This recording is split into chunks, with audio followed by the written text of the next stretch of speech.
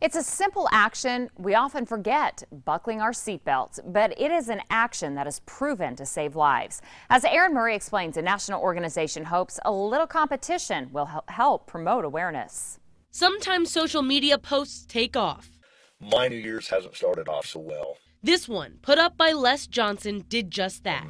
Jeff, Leroy, and I are actually pallbearers today. But the reason behind the post is heartbreaking. It's about the tragic loss of two children, but how can we prevent it in the future? On December 29th, Johnson's niece and nephew, 17-year-old Jake and 15-year-old Taylor, were killed when they and two of their cousins crashed in Clay Center, Nebraska. 3 of them weren't wearing seatbelts. They were all ejected.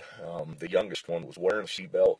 He was not hurt. He ran 1.5 miles to get help. Johnson put up this video on the day of their funeral, and it came with a tearful message. Please tell your children and your family members to wear their seatbelts. A message the National Safety Council Nebraska agrees with. It's pretty critical right now. We saw with the end of 2015 the highest motor vehicle fatality rate in literally decades.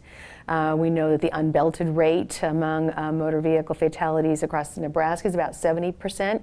So for the second year in a row and to bring awareness, the organization is asking local businesses and their employees to participate in a PSA contest. So we think it's going to be an exciting opportunity for individuals to put together a 30-second PSA about seatbelt use and the importance of seatbelt use. The theme really is, what have you got to lose?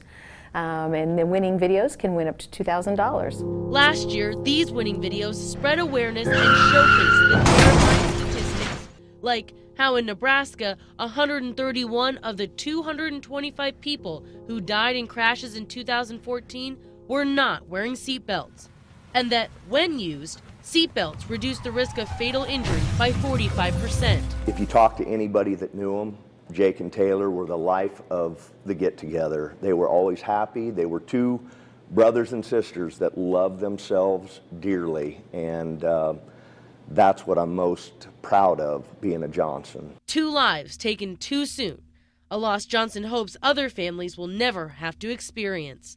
Aaron Murray, WOWT 6 News. And to learn more about the competition and how your business can get involved, go to WOWT.com.